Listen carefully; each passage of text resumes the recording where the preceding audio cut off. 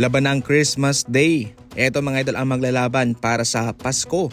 Ang Cavaliers at ang Knicks, Spurs, Thunder, Rockets versus Lakers, Dallas Mavericks at Golden State Warriors. Minnesota naman laban sa Denver Nuggets. Pag-uusapan natin ito kung bakit sila ang nandyan sa mga maglalaban sa Pasko. Itong Cavaliers at ang Knicks, kabilang sila sa mga powerhouse teams sa ngayon at yung kanilang rivalry okay din. Maliban sa kanilang rivalry, itong kanilang composition sa kanilang kupunan. Itong Knicks, hindi masyadong bata, veterano. Hindi naman sa yung veteranong maraming matatanda, kumbaga sakto lang. Maging itong Cleveland Cavaliers, sakto lang din sila. Ngunit ang problema dito sa Cavaliers mga idol ay wala pa silang napapatunayan. Yung kanilang napatunayan lamang ay yung pagiging intro boys nila sa regular season, pero sa playoff naman ay tiklop sila. Gayunpaman kabilang pa rin sila sa mga exciting na team para panoorin. At syempre, Pasko ang pinag-uusapan dito, kabilang sila sa mayroong mga big market team. Kaya malaking bagay din po yan sa kanilang mga fans na sa mismong Pasko ay mayroon silang labang matutunghayan.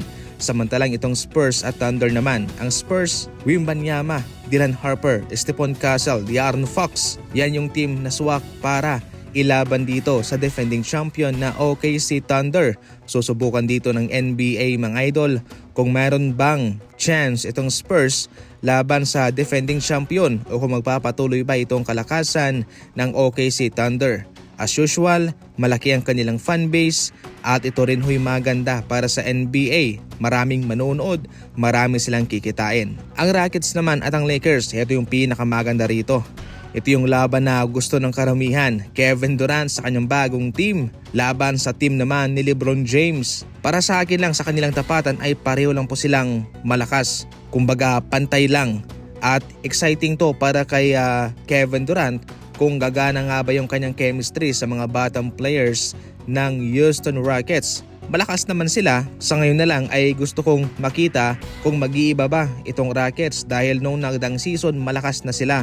Ngayon, ang hamon sa ngayon, malaking pressure to kay KD kung lalo pa bang lalakas ang Rockets o hihina sila dahil marami nga ho ang nagsasabi na tila manggugulo lamang itong si Kevin Durant sa Rockets. Siyempre ang Lakers, understandably, Luka, LeBron James, DeAndre Ayton, magandang matchup din yan para sa Rockets. Dahil sa koneksyon ni Klay Thompson sa Golden State Warriors, ngayon sila ang magsasagupaan sa Christmas Day versus sa kanyang former team at mother team na Warriors. Medyo mahirapan dito ang Golden State mga idol sa kanilang laban kontra Dallas dahil nga mayroon silang Anthony Davis. Paniguradong babalik naman yan.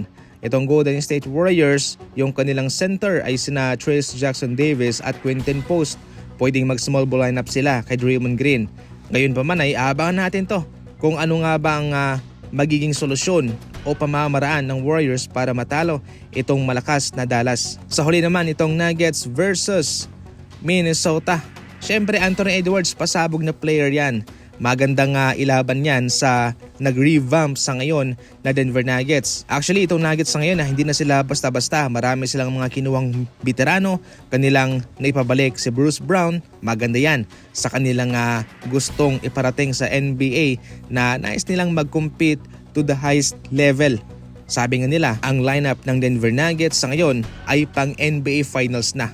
Ikaw, ano ang komento mo dyan? Sino nga ba ang mananalo sa mga labang yan? I-comment lang sa comment section. Maraming salamat po.